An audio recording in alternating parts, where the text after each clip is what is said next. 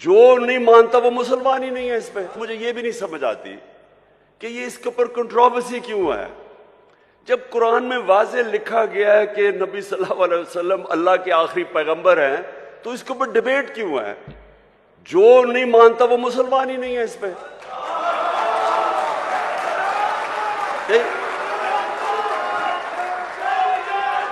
मैं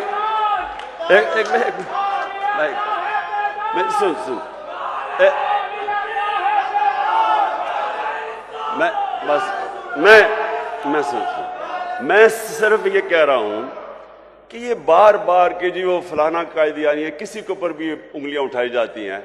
मैं सिंपल बात कर रहा हूं, जिसने भी कुरान पढ़ी हुई है उसमें ये चीज तो वाज़े है ना कि मोहम्मद मुस्तफ़ा नबी सल्लल्लाहु अलैहि वसल्लम अल्लाह के आखिरी पैगंबर है, वाज़े ही है। तो इसके ऊपर तो डिबेट ही नहीं है। हम ऐसे कि कभी किसी के ऊपर उंगली उठाते हैं। अच्छा, तो मैं ये अब आपको देखें, ये बहुत जरूरी है हम सब के लिए। ये जो वक्त है इस वक्त पाकिस्तान में, ये बहुत अहम वक्त है। वक्त क्या है कि हमारे मुल्क के ऊपर बैरूनी साजिश करके इस मुल्क के वो नामवर डाकुओं को ऊपर बैठा दिया गया है जो 30 साल से चोरी कर रहे हैं। मुल्क आते हैं, हुकूमत करते हैं, मुल्क को लूटते हैं, वापस बाहर चले जाते हैं, फिर एनआरओ लेके फिर वापस आते हैं, फिर चोरी शुरू कर देते हैं, फिर बाहर चले जाते हैं, पैसा मुल्क का बाहर ले जाते हैं। अब मैं सवाल ये पूछता हूं कि अगर एक बहसियत माशरा हम इस जुल्म और नाइंसाफी के खिलाफ अपनी आवाज बुलंद नहीं करते और इसका मुकाबला नहीं करते, हमारे और भेड़ बकरियों में कोई फर्क नहीं है। इससे बड़ा जुल्म क्या है? चोरी। आप ये ऐसे है कि आपके घर में कोई चोरी करे, चोरी करके चला जाए और थोड़ी देर बाद के जी मेरी चोरी माफ कर दो। कौन करेगा? आपका कोई घर लूट के जाए, आप माफ करेंगे उसको? कहेंगे पहले पैसे वापस करो। तो करप्शन तो मुल्क का पैसा चोरी है। वो जो सारे अवाम का, जो स्कूलों पे, अस्पतालों पे, जो हर चीज अवाम की सहूलतों के लिए पैसा, वो चोरी करके बाहर ले जाते हैं और फिर थोड़ी देर बाद कहते जी इसको माफ कर दो। और जब इमरान खान नहीं मानता तो कहते बड़ा जिद्दी है, भाई मेरा अपना पैसा होता शायद मैं माफी कर देता इन चोरों को, लेकिन अवाम का पैसा है ये। क्या गुर्बत है? लोग भूखे मर रहे हैं। 5 करोड़ पाकिस्तानी 2 वक्त की रोटी नहीं खा सकते, उनका पैसा चोरी करके तुम बाहर चले जाओ और फिर आगे कहोगे जी अब इनको एनआरओ दे दो। देखिए, ये मुल्क का मसला है। मेरे नबी सल्लल्लाहु अलैहि वसल्लम ने वाज़े तौर पे कहा कि जो कौम छोटे चोरों को जेल में डाल देती है और बड़े डाकुओं को माफ कर देती है, एनआरओ कर देती है, नहीं पकड़ती, वो कौम तबाह हो जाती है। आज आप कोई गरीब मुल्क में चले जाएं, क्योंकि मैंने सारी दुनिया देखी है, किसी गरीब मुल्क में चले जाएं, गुर्बत का असल वजह ये क्या है कि वहां ताकतवर कानून से ऊपर है, कमजोर जेलों में जाता है। अब किसी मुल्क में चले जाएं, नाइजीरिया तेल के जखीरे पे बैठा हुआ है, सबसे ज्यादा जो तेल है वो नाइजीरिया के अंदर है, वहां गरीबों की फौज है। वहां क्यों गुर्बत है? क्योंकि उनके ऊपर लोग बैठ के पैसा चोरी करके मुल्क से पैसा बाहर लेके जा रहे हैं। स्विट्जरलैंड चले जाएं, स्विट्जरलैंड में कोई वसाइल ही नहीं है। हमारे जो शुमाली इलाके हैं, नॉर्दर्न एरियाज, स्विट्जरलैंड से दुगने बड़े साइज में और स्विट्जरलैंड से बहुत ज्यादा खूबसूरत है। वो मुल्क जिसके पास है ही कुछ नहीं सिवाय पहाड़ों के, वो दुनिया का सबसे खुशहाल मुल्क है, क्योंकि सबसे ज्यादा दुनिया के अंदर इंसाफ स्विट्जरलैंड में है। सबसे ज्यादा कानून की हुक्मरानी स्विट्जरलैंड में। किसी ताकतवर की जरूरत नहीं है कि मुल्क का पैसा चोरी करके बाहर चला जाए। किसी ताकतवर का जरूरत है कि किसी की जमीन पे कब्जा कर ले या किसी के घर पे कब्जा कर ले। कानून है, इंसाफ है। हजरत अली रज़ी अल्लाह ताला ने फरमाया था कि कुफर का निजाम चल जाएगा लेकिन नाइंसाफी और जुल्म का निजाम नहीं चल सकता। हमारा यह मसला है आज।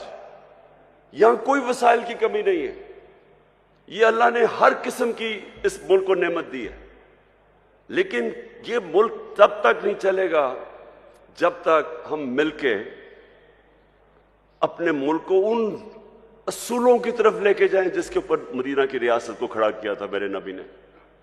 तो मैं आप मशाइख, मोअज़्ज़ज़ मशाइख, मैं ये चाहता हूं कि आप ये मेरे साथ मिलके ये मुल्क की हकीकी आजादी के लिए जहाद लड़ें। जैसे अब बस बस बस बस बस बस बस बस बस बस बस मैं ये पीर मुनव्वर साहब,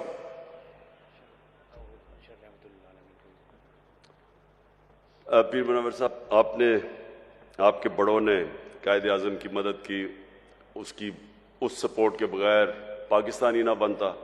बहुत बड़ी ताकत मशाइख की थी कायदे आज़म के साथ। आज आप सबकी फिर जरूरत है कि जो पाकिस्तान के ऊपर इस वक्त किया जा रहा है, जो वारदात हुई है कि बाहर से साजिश होती है,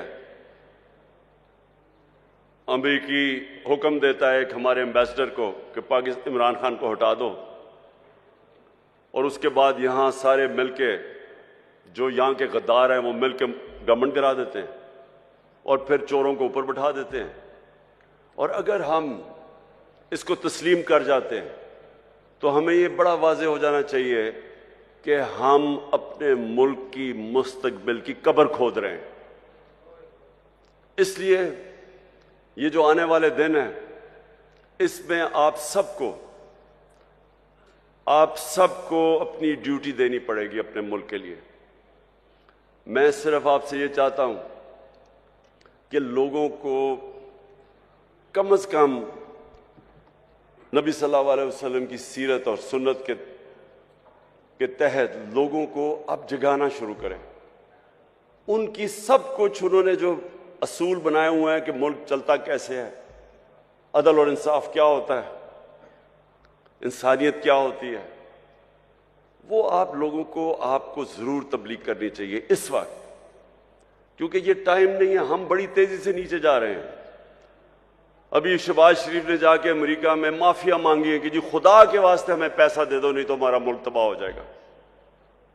सोचे इतनी मेहनत करके, साजिश करके 5 महीने पहले गवर्नमेंट आती है, आज सारी अमेरिकनों को वहां जाके कह रहा है कि जी खुदा के वास्ते हमारी इमदाद कर दो, नहीं तो मुल्क का दिवालिया निकल गया, नहीं तो हम अपने कर्जे नहीं वापस कर सकते। सवाल तो इनसे यह पूछना चाहिए कि आपके सारे पैसे, अरबों डॉलर सारी दुनिया को पता है बाहर पड़े, मुल्क के लिए पैसे मांग रहे हो, अपना पैसा बाहर रखा हुआ है, दूसरों को कह रहे हो कि मुल्क में पैसा लेके आओ और अपना पैसा बाहर ले गए हो। तो मैं आखिर में सबसे अभी से ही मैं अपनी हुकूमतों को, 4 हमारे पास हुकूमतें हैं, गिलगित बल्तिस्तान, आज़ाद कश्मीर, पख्तूनख्वा और पंजाब।